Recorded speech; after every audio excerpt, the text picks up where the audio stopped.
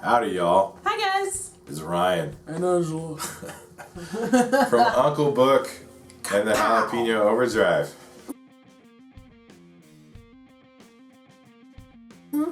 Actually, I have an RNA music. Cameo. You just can't see it. Cameo, you have the crochet. There you go. That's not fun. Cameo Uncle Book. No, from RNA Music. Deep in the heart of Texas. Yeehaw. There you go. I'm not feeling that great. Everybody around here has had the fine. sickness. I'm not feeling good though. So, anyways, but we're going to persevere. Muscle through. Muscle through. Another ASK RNA. All right. Son of a gun. Yes. Don't Sorry. leave that in there. Don't leave. All right. Sorry, I had to cough. Okay. First question. First question. Bucci Daddykins. Happy New Year, guys. Hi. Happy New Year, man. Love the footage of you two out for walks on your vlog videos, as this is something Bucci Mummykins and I do. Yes, lots of walking lately. She's been walking. I took a break this week. Yes. He not- couldn't be in the weather. The weather's changing so much in Texas Yeah. that it's not good for his throat. It's got drastic in the last few. Throat. My throat. I mean, it's not good. All right. Yeah. Anyways, question. I don't know anything about Texas flora and fauna. Ordinary weather. And I was wondering what kind of wildlife you have and whether you ever encounter any when you're out walking.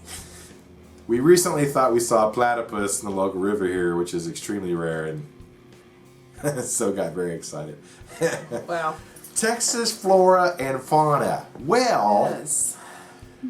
You want to answer that? I. You answer that first, then I'll answer. We have it's funny the flora in Texas. It's East Texas. East Texas. Everything grows wild in East Texas. Everything grows wild in East Texas. So we have a lot of things that people would go to stores to buy, and it's just wild here in East Texas. Nandinas and just all kinds of stuff. But Lots of stuff.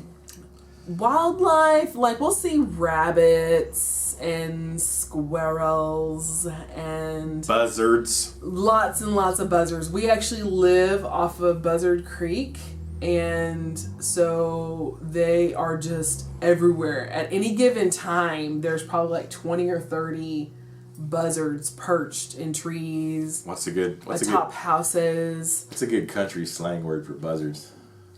I don't even know. Chicken hawks. No. I was trying to think of something Chicken real hawks or hawks. real country for we have hawks. Yes. Sorry, I'm going through puberty. Hawks.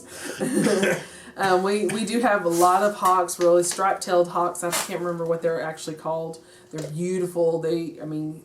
On any given day, you probably see 2 or 3 of those. Every once in a while, you'll see like a roadrunner or coyotes. Not very often. You can hear coyotes. We don't necessarily see it on our walks, but every once in a while, when we're driving into town, we'll see like a coyote run across the street. Turtles. Lots of turtles. Dead just turtles. normal stuff like that. Nothing like, oh my gosh, I can't believe that happened. Armadillos. Raccoons. Like when I was skunks. growing up, we had a mountain lion on the property where we lived, and Dad had to go out and take care of the mountain lion because we had guests coming in at the ranch that we lived at, and they had to go out and trap it to call the game wardens to relocate it. They didn't kill it. They didn't do that kind of stuff. But to make sure to that one, unless it was rabies or something like that. But I don't know if mountain lions could get rabies. I guess anything animal wise can get rabies pretty much. I guess so. Except for possums. They're immune. I heard that. We have possums. Lots of possums. Oh my gosh, yeah. Oh, possums. Skunks. We have some. Oh yeah, we have polecats. We have some polecats. I found a skunk out behind the shop one time. I was out there doing something. There's a family that lived over here in this brush. Right like across the outside street. our like outside our Right over there. There's a bunch of rabbits over there. The rabbits don't stay long because there's a hawk that lives in the tree right there. Right across the street. Yeah. It'll come down There's like and a catch them huge rabbits. nest that's like this up at the top, and a hawk lives up in that tree across the street. Right outside the door at RNA Music. So not a lot of animals. We have bobcats and stuff, but I haven't seen a bobcat since I was a kid. Yeah. But yeah, when we're out walking, it's like squirrels and rabbits and hawks and maybe stuff like a that. deer, but nothing like that. Now, I was like Angela. I grew up. We're like, we see those all the time. I grew up. I always say on a farm, but it wasn't really a farm. It was a ranch. Yes, because we had cows. We had cows. We didn't grow crops. You didn't grow crops, so it wasn't a farm. One year we did grow some corn. But in Texas, like farm and ranch, we say that interchangeable. It can mean. Yeah, so I always say I grew up on the farm, but I really mean a ranch because we had cows. Right. But I grew up and we had a bunch of woods and, about half of it was pasture for the cows and half of it was trees. And so I'd go play out in the woods by myself as a kid, like what our kids' age. Yeah. I would never let our kids do what I did, though. No. But I got there. But I kind of wish that they did. Like, we're going to go down by the creek, Buzzard Creek, and go play. We're going to see how far we can go. Okay. But kind of like when she was living on a big ranch, I go play. We had coyotes. We got a couple thousand acres. Yeah. Coyotes. We only had 80. But that's, people on here, we were like, only 80. Only 80. I live in like 400 square feet. Yeah, your average house is like 1,200 or 800. Quarter of an acre or something. Yeah. But, we had coyotes. Oh, yeah. And had bobcats and all kinds of snakes. All kinds of critters. All kinds alligators. All kinds of killer snakes. Yeah. Mountain lions. Those are scary. I've never seen one, but I heard one. Yeah, one time. we never saw it, but we had to. And no mountains around here. Yeah, we had to keep all of our dogs inside. I guess it's a panther, really. And we had to keep our horses locked up. Because not that the mountain lions would attack them, but they would spook them. And we had a horse named Asta. She was a Palomino horse, and she was cuckoo for Cocoa Puffs. And anything spooked her. Like, anything spooked her. And so whenever that happened, Dad locked the horses up, and we actually put a radio out there so we wouldn't hear the mountain lion growl. I mean, I don't necessarily want to get into like a political discussion, but I have friends in other countries, like in England, like, why do you guys need guns? Y'all don't need guns for nothing. Right there. I don't think that's what they sound like in England, but people talk about guns. I'm like, listen, man. Listen, man. I get it. It's different. It's a very controversial subject, but I'm like, listen, man. I grew out on a farm where you could go on a walk in the woods, and there's stuff that'll kill you. Literally. Like just going on a stroll through the woods. I mean, people. People are the most dangerous animal there is. But you can go for a hike out in the woods. Yeah. And get killed. Yes. With a T. Yeah.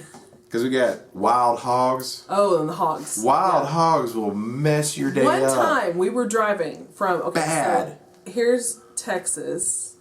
We live like right here, and then like you're going out deep East Texas, and then there's like Louisiana. Of course, it would be like this way for y'all.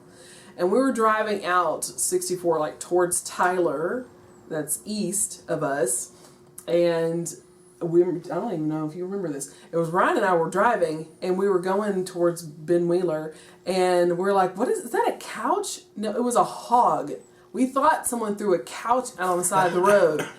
It wasn't a couch. It was a hog that a semi had hit. Oh my gosh. On the side of the road, but it looked like a couch was like almost partial into the road, so we had to go around it. It was at dusk, so we really couldn't see, and I was like, oh my god, that was the biggest hog I had ever seen. I mean, my grandfather raised hogs, like eating hogs, not wild hogs. Not the wild ones that will jack you up. No, these are like the hogs, like if you ever watched Old Yeller, the kind that Tora busted up Travis's leg. Oh, like this? Those kind of hogs, like country hogs. Razorback. And these are just, they're mean. And if you, and there'll be like a herd of them will come through East Texas, like 60 to 100 of those suckers will just... We have bobcats. So you need a gun. You can't just...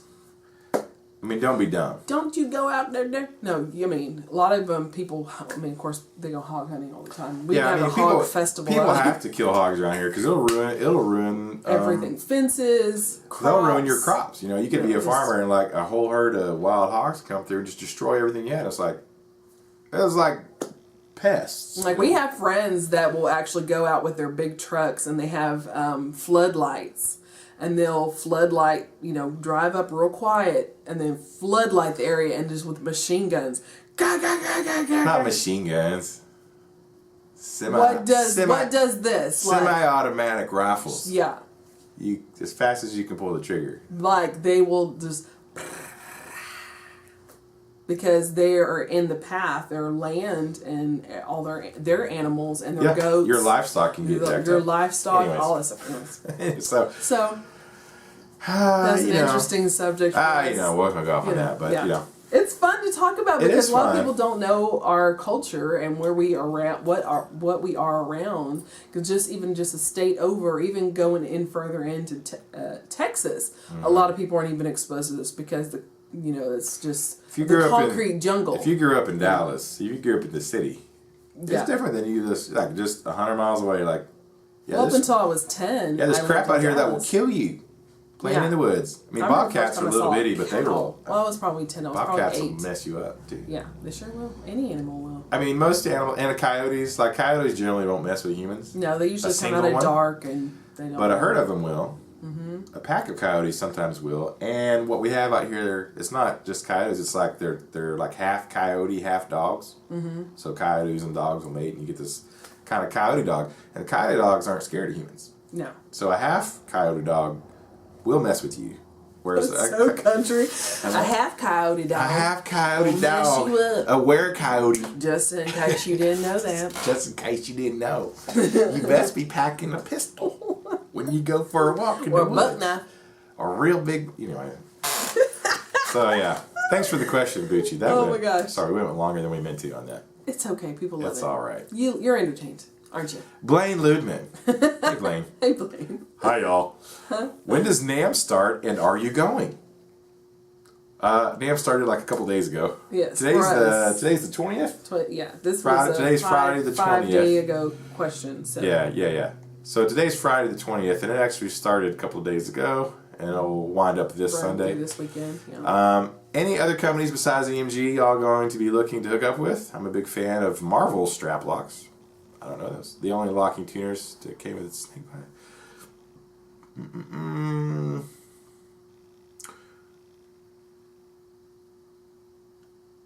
I'm sorry. I lost my place. I've been coughing so hard, I think some of my brains came out earlier. I've just not found that they help much because if you string it right, it's not much slippage. Do you think they make a difference? Oh, I was talking about the locking tuners and if they make a difference. What the crap? No, we're not going to NAMM. Obviously, we're... That's you, not me. Oh, it's Acacia Guitars is sending me photos. Woohoo! So speaking of NAMM. Yes. No, we're not gone. We decided I've been to the last 3 winter NAMMs, and then we've been to a summer NAMM together before that. This year we just didn't. It just wasn't in the books. We had a lot of stuff going on. Yeah. And it just. Oh, sorry. Sorry, I got you with my ring too, didn't I? Yeah, so we needed to kind of just rein in the travel plans this year. And we might go to the summer NAMM, but we have a couple of... I think you got anthrax without going. I know. Via text message. That's what I've been telling Ike and Baker. It's like, I've already got the NAMthrax, and I'm not even there. I thought I would be miserable as crap if I was there right now, actually. Yes, you would. I don't know if I would make it back. Yes, you would. Shut your mouth. I would probably just stay in the hotel. There you go. Let me say it that way. Yeah. No, we'd have our friends that live, nearby come get you. Oh yeah, I'd go visit my sister and brother-in-law in Northern California. That's right. Up and ready. That's where you would go. I would go, yeah. So no, I mean we may go to the summer one. We kind of have plans to go visit some of our companies that we work with. That's been our goal, I think, for the past couple of years. Yeah. Really, is to do more visiting actual companies. Yeah. Than going and looking at them in a booth. Yeah. So I would rather personally, we went to Houston and visited, and I think that it just brings it more into perspective whenever you can actually go to where they actually operate. Yeah. Than where they set up, and it's like, a bunch of mall kiosks everywhere, and It's a big investment because we're talking like airfare, 2 plane tickets to California from Texas. It's a long ways from Texas to California. Well, we have to think of our children and childcare, Yep. and if we both go, if we don't go, and hotel rooms and accommodations, food, all sorts of stuff. Closing the shop, keeping it open. So if we're going to make that kind of investment, we decided this year we'd rather we're going to go visit CMG in Georgia and go do a little factory tour with them and Hi, Chris and Ashley. Hi, Chris. They're not watching, but they might watch. They might be, but we'll go out there and do some in-person stuff with them, and so we're more interested in kind of investing the money, just going and doing that.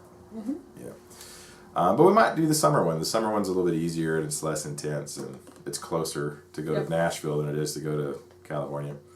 Other than EMG, of course, we have been working with EMG for a while. I'm super excited about their new retroactive pickups that they're bringing out in just a few months. As far as new companies, we just did a deal with Heritage Guitars, which is the old Kalamazoo factory that Gibson used to own, and it's all the old people who used to work for Gibson. Yeah. And so we're doing some stuff with them this year that I'm really excited about. I'm in discussions where I'm talking with the Acacia guitar guys that just messaged us, and they're American-made guitars, semi-custom out of California. They have a custom line, but they also have a production line, and they're very interested in starting to work with dealers, so I'm in discussions with them. They have a guy who works there who has a beard. It's pretty cool. Yeah. So that might be on the books for this year. And growing our Kala ukulele. Oh, yeah. Kala. We started with Kala last year, but this year we're really going to do try to do a lot more with Kala ukuleles. Because it's been good. We've almost sold out. Every time we get a shipment of Kala ukuleles, we sell out of them. So as far as new companies go, it's really Heritage and Acacia are the ones that I'm most interested in talking to. Yep. We've been doing a lot more with Schecter lately, especially in 2016, and hopefully quite a bit more with Schecter in 2017. Yep. And I think that's it, but I might be forgetting something. I don't know. And some very cool stuff with CMG. And we've been with CMG for a while, but we're going to do some really neat stuff that we've never done before with CMG in 2017. So as far as the locking tuners, I have some guitars with locking tuners and guitars without locking tuners. I think the locking ones help a little bit. They do tend to stay in tune a little bit better. But again, like you said, if you kind of string them well, I think it helps a little bit, but I don't think it's just a huge, massive thing. Right. For me, I noticed maybe a 10% more amount of stability than the non-lockings, but yeah, there you go. Thanks for the question, Blaine. James Horn. Well, howdy, Angela and Ryan. Hello. Howdy. First off, I must confess that I came across your YouTube channel by accident 2 months ago while being laid up in bed with an injury. Sorry, man. And just watching your vids kept me in positive spirits. And your, I think it's chemistry. It says cemetery together, but I think you meant chemistry. Sure. I hope. Or symmetry. Symmetry together is an inspiration, so thank you for your channel. You're welcome. I have a few questions for you both. First off, Angela, what, in general, are your thoughts on major motion pictures versus made-for-TV movies? Interestingly enough, she's been watching a lot of made-for-TV movies. I really am. Lately. Oh my gosh. Yeah. Go ahead. Oh, yeah. Major motion pictures. I don't know. Major motion pictures recently they're getting on my nerves, actually. They're not family geared. I think there's too much sex in it, especially when you're raising young boys to be great men. They have political agendas that I think where they used to hint at it, where it was like, global recycling, don't do that, Superman saved a tanker leak, now it's like the whole theme of it has been very political and very certain agenda minded, and I can't stand that.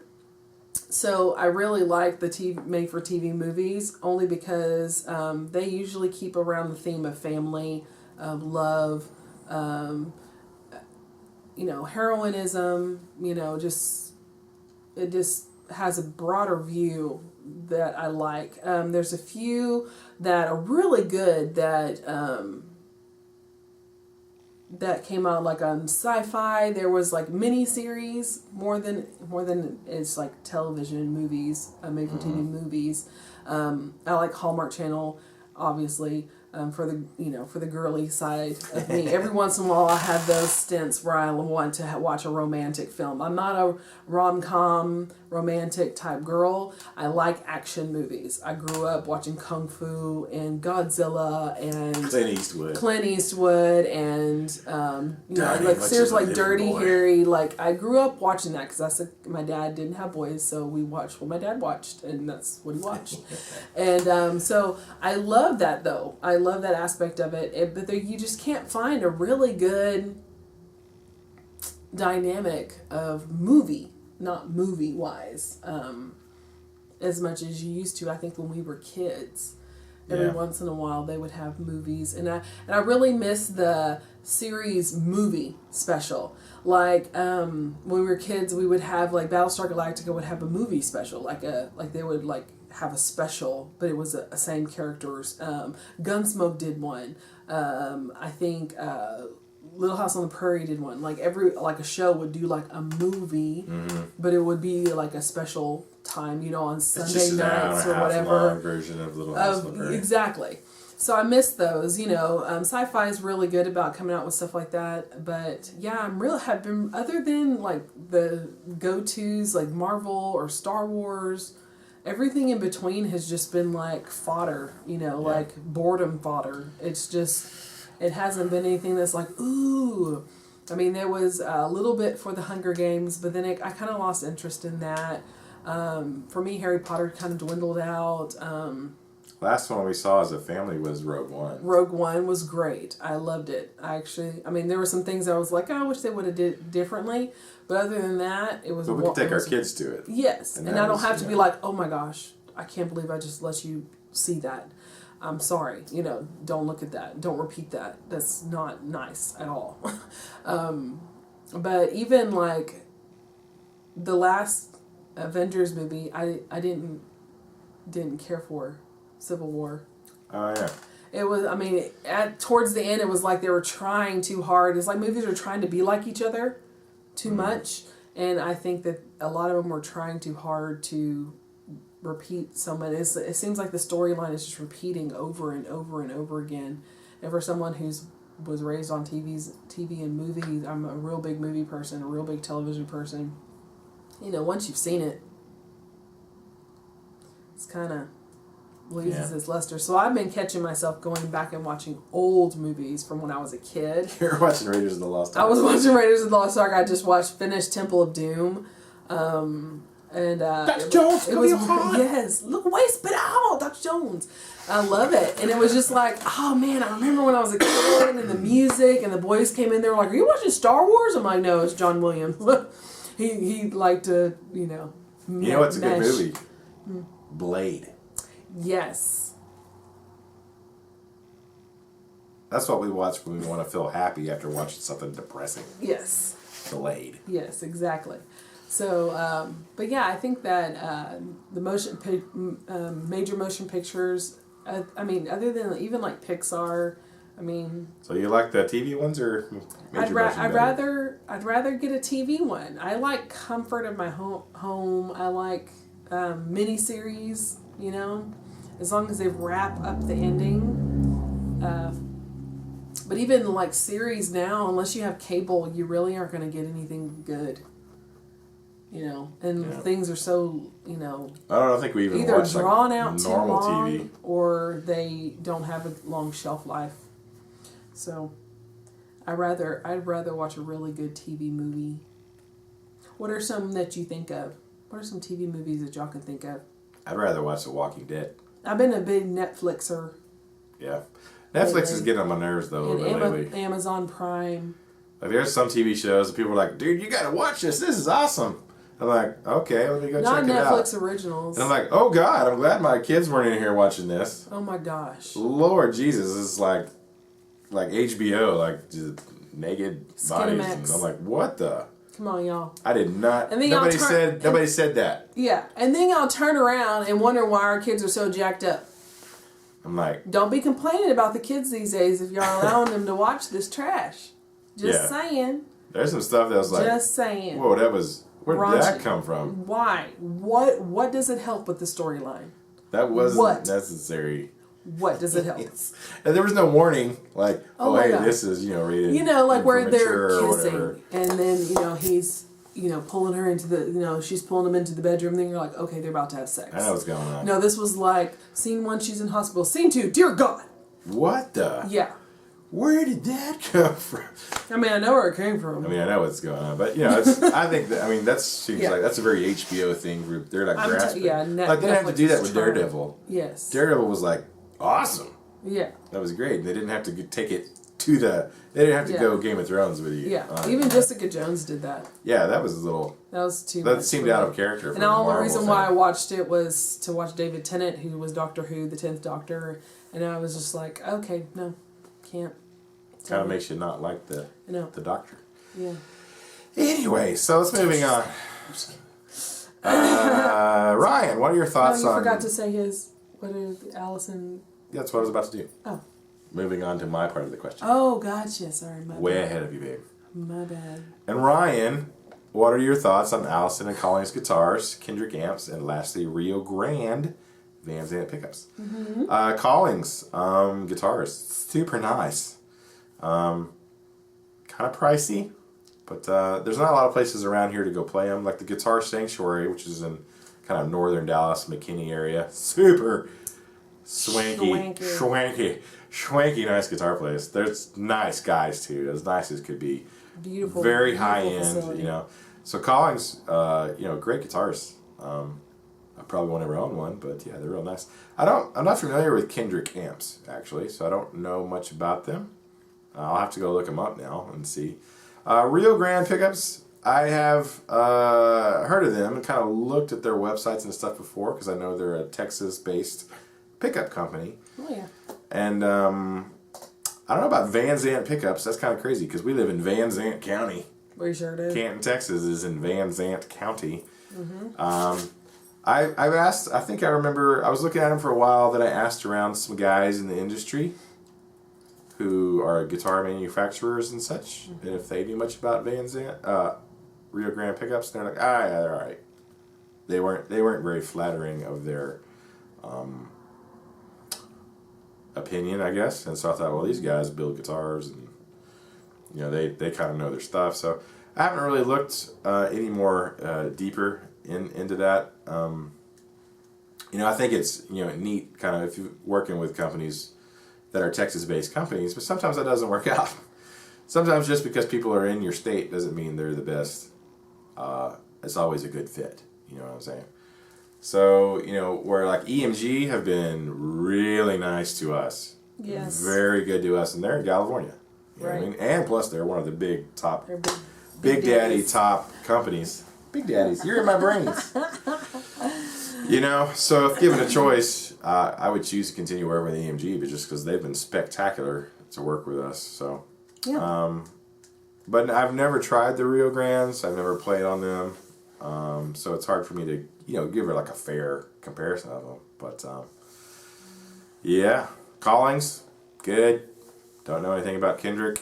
And, I haven't looked much deeper into Rio Grande. I probably should. If they sent me some stuff to try out, that'd be awesome. But I don't know that I'm going to spend the money to do it when I could just buy stuff I already know that I'm going to like. Right. You know what I'm saying? Anyways, thanks for the question, James. We really appreciate it. Chuck J., happy 2017. Couple of questions. First for Angela. My niece currently does some singing in choir and other places, but wants to sing with a band. But does not feel her voice is strong enough.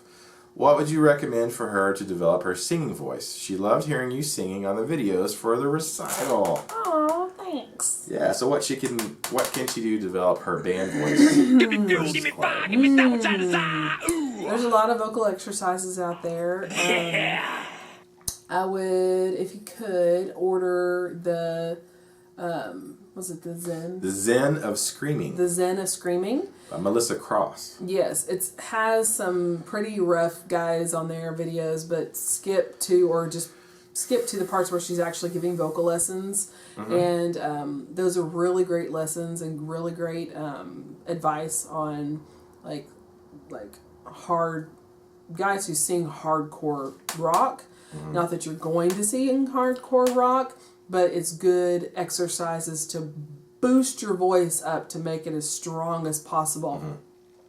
Another thing with choir, a lot of times with choir you sing from the back of your throat, in your nose, and you drop your jaw to have the enunciation. You know, all your choir knowledge, just put it over on the shelf and only use it whenever you want to sing choir. Now there's some things like hitting the notes correctly, supporting your voice with your diaphragm. There's a lot of general voice understanding that you should use. That's across the board, no matter what genre that you're using, everybody uses that same technique. But the stylistic, where your voice is channeled, that is very choir, take that out of the equation and really focus on your talking voice. Your talking voice is your voice. It's who you are. And your voice is, whether you're whispering or you're shouting for your team or whatever, that's your voice. That's the voice that God created for you. So I would practice trying to get out of the choir, because once you've done choir, it's especially at a young age, 6th grade, 5th, 6th grade, up to high school, it's really hard to switch that off. It's really hard to switch it off. So, but practice switching it off. Practice going from, so whenever you sing, I had one girl, she just could not switch it off. And it became so infuriating for her because she was such a choir girl. And there's nothing wrong with choir. Choir is a beautiful thing. Fine, yeah. But it's geared to make y'all all, like all the sopranos, all the altos, all the tenors, all the basses, all of them to sound alike. Sound the same. You have to sound the same. So your unique voice might come out just a little bit, but it really needs to suppress down into what everybody else is. So to turn that off is really hard because you've already been trained so long. So I would find the grittiest singer that you know. Pink's a good one for girl vocalists. Some Pat Benatar, some Heart. Some Heart. What's her name in Heart? Joan Hart. No. Nancy. Nancy. Yes. Those women who can just and just sing those notes and just sing along with them. You know, use your earbuds. Keep one in the vocal in your earbud, and take the other one out. Sing with something in front of your face so you can hear your voice coming back. Because if you're in a big room, you're not going to really get the full sound. But if you sing right here, you're going to hear yourself. That's why so you can hear what you're singing. And just practice going up the scale the same way they do, whether it's the last note of the song or the biggest part of the song where you're like, oh my God, yeah, that was... Practice doing that. Make sure that her diaphragm is engaged, and if you want to get the fullness out of your voice, use the most of your throat, and not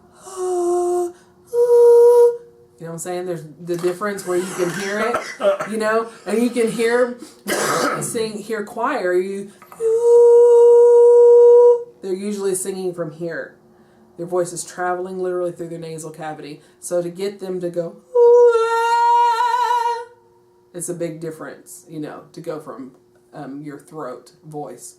So practice doing that, and that she should start to hear herself, because if you're singing Beyonce, all the pretty ladies, it's all the single ladies, put your hands up, oh, you know, it just sounds, you know, you don't do that. Not quite right. So your voice, the more natural, the more you sing is the more you can find yourself, the better you'll be able to do it. She'll be able to do it. Yeah.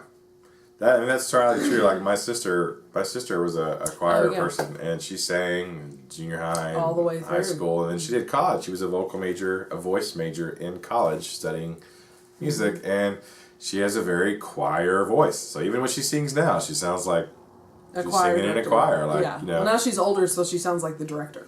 Yeah. Yeah. But even like good enough and singing, you know, at her church or whatever, singing like even more rocking kind of tunes or something, it's like she still has that choir voice, and it's hard for her to. It's really hard to separate. She doesn't know how to switch it off, you know, kind of a thing. And so, I was really young when I understood that. I was really, really young. I probably was like 4th or 5th grade when I saw the difference. My sisters, my older sisters, they were both choir girls all the way to college. And they got scholarships to our junior college, and they performed in the dramas and stuff there. And I remember them sitting there in choir, and we would sing as sisters with my dad. And I noticed they were able to shut it off. But my oldest sister, she loved the choir. Of course, back in the 80s was, as Christian girls, was Sandy Patty. And it was just like, you know, like the real... it was very towards the chorale type voices, very operatic, you know, when they were singing, how great thou art, you know, they wanted to sing that classically trained. So as a kid, I mean, I would go to their programs and all the time in choir. And I remember one time in the late 80s, early 90s, because before they graduated, there was a popular song that came out, and it was by like, I don't even know. Like, it was, I don't know if it was a Madonna song or it was like, it might have been Material Girl or something. And they were all like, yeah, I think it was. And now that I hear it in my head, it was just like, we are living in all material. I was like, no. No. And I remember as a kid going, I'm never going to do that. Ever. Don't make me. And my mom, when it came to 6th grade, she was like, what are you saying? I'm like, band.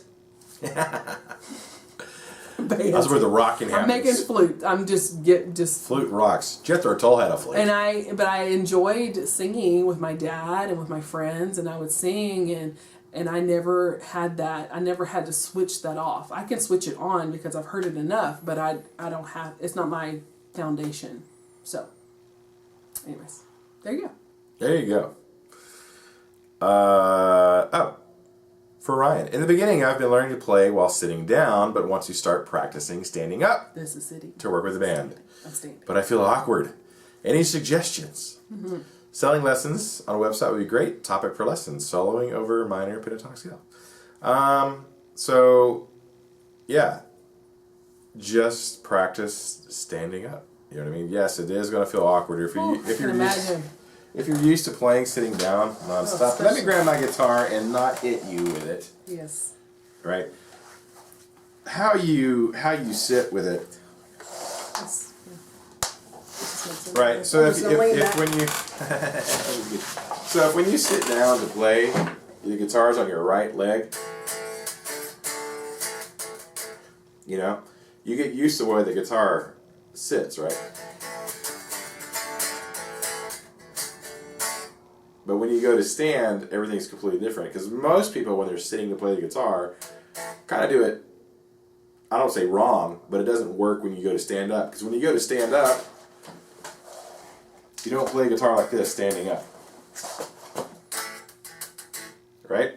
When you stand up, the guitar is here. You can see my beard! Right? Your face disappeared, but your beard not. As long as the beard's there. Yes. Alright, so when you're standing, this is where the guitar goes. Alright, now you can kind of practice this. I would just practice standing. Right? But then when you go to sit, you get tired of standing, right? Of course. When you're like sit down like this. And so when you can practice sitting down, but the guitar, you want to rest it on your left leg. And if you have a strap, you know, and you may need to like get a little footstool. Think of a classical guitarist. You ever seen a classical guitarist play?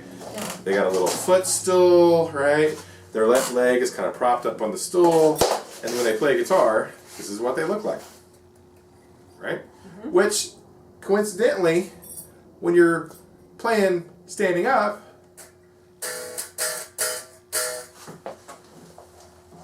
it's the same. So if you'll adopt a classical guitar kind of position when you're sitting to practice, to bring the guitar over here. When you go to stand and play, you don't have to move your. I think that you completely would change. be able to see your hands better if you're trying to learn chords and make sure your hands are in the right positions. Well, you can certainly reach everything better this way. Then if you do the whole side saddle thing where the guitar's on the right leg, which is what I just did, the neck of the guitar ends up being kind of, you know, horizontal to the floor. And this sort of feels natural when you're sitting. Yeah. But the problem is when you go to stand, it's completely unnatural standing. And so then you got to switch. So my advice would be practice standing up, and then when you get tired, you know, sit down, but change the way you hold the guitar when you're sitting. Yeah. And when you do stand to play, you know, have your feet kind of planted shoulder width apart so you feel nice and stable, you know. Anyways, Great advice. that's my advice on that. It's awesome. I like this guitar, and I hope that was helpful. It was. Thank you. It were. I'm breaking stuff. It is. All right. Last question, because I don't even know how long we've been going now. I don't even know. A long time. Long time. Hope you're enjoying the extra long 4 or 5 question thing. Yeah. All right, Corman. How do I say it? Shiremeyer. Shiremeyer? He hasn't practiced yet. Other. Oh, jeez. Are there plans to do a store tour and opinion on Floyd Rose tremolos? Haven't really planned lately. No. We might, but I might save it for when we have more stuff coming. We've got guitars coming from different companies. And build a stand for some things. Yeah, and we still got a little bit of tweaking, remodeling and tweaking we're doing, and so maybe once that's all done and I got everything, you know, set give up. us another 6 months. Yeah, once I got everything set up exactly the way I want, yeah, we'll probably do it because it's it's out there for everybody to see. So of course you want it to look awesome. Lovely. So we'll probably do that. It's not a big store. I mean, we have not a large place. We have 2 fairly large lesson rooms, which take up a lot of space, and then our showroom is probably the size of our 2 lesson rooms put together. So, but yeah, we will eventually. But I'm kind of waiting when we get all of our new stuff in. So, and Floyd Rose trims, they're awesome, and they also suck. They're really cool, and if you get like a nice one, like not the cheapy ones, like the licensed ones that are not so well made on cheaper guitars, right? But like a Floyd Rose 1500 series or higher, a USA one, they're pretty fun because you can do some cool stuff with them that you just can't really do any other way. But man, sometimes they are a pain in the butt to change strings. If you want to change tunings quickly, you just can't do that, and so it's kind of a love-hate thing. Like, I don't personally own a guitar with a Floyd yet. I'm going to, though. But I've always wanted one. Actually, I had one when I was younger, a teenager. I bought an Ibanez and had a Floyd, and I didn't know anything about restringing, and it was a bad experience. I took it back and returned it and got a Les Paul instead. But I've done a lot of setups on them at this point, and so I'm a lot more comfortable now with Floyds than I used to be. Right. And I love Dimebag Darrell, and he did some killer Floyd stuff, and so I automatically think about Dime when I think of Floyds. But definitely, if you get a nice one, it's definitely worth the extra money to get a nice one. So I kind of, it's a love-hate thing. Probably a little bit more hate than love.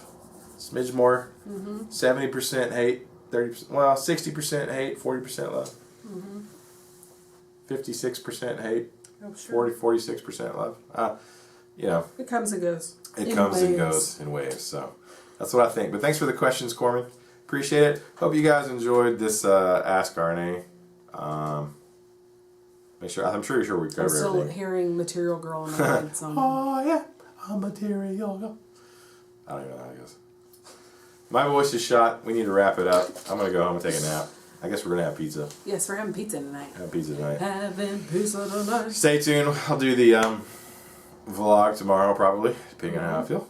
And thank you guys so much. Please, if you have questions for next week, please type them below in the comments section. Thank you for your comments. Also, I know, I punched you again. feel free to leave your answers to these questions. Like, do you prefer TV movies over, big cinema movies, or do you like Floyd Roses or not? So you've heard our opinion on all these things. But don't forget to ask a question. But ask a question, because if you don't ask a question, we don't have anything to answer next week. So and it makes us sad. it does, and then I don't have to shoot a really long video. I don't have to stay up editing, and then I could just watch some So it makes us happy. Blade. Just enjoy my Friday nights. So. All right, thank you guys so much. Really appreciate you. Thank you for all your support. Yes. We're looking for an awesome 2017. Stay tuned for some cool new guitar things coming, and some fun things with our students this year. It's going to be great. Oh, yeah. We appreciate you guys. Thank you so So much. Keep the music alive. Don't forget it. Wheelie wheelie. Ow. Ow. There's a bobcat out there. Heard the bird there. Heard it there. Yeah, herdy der.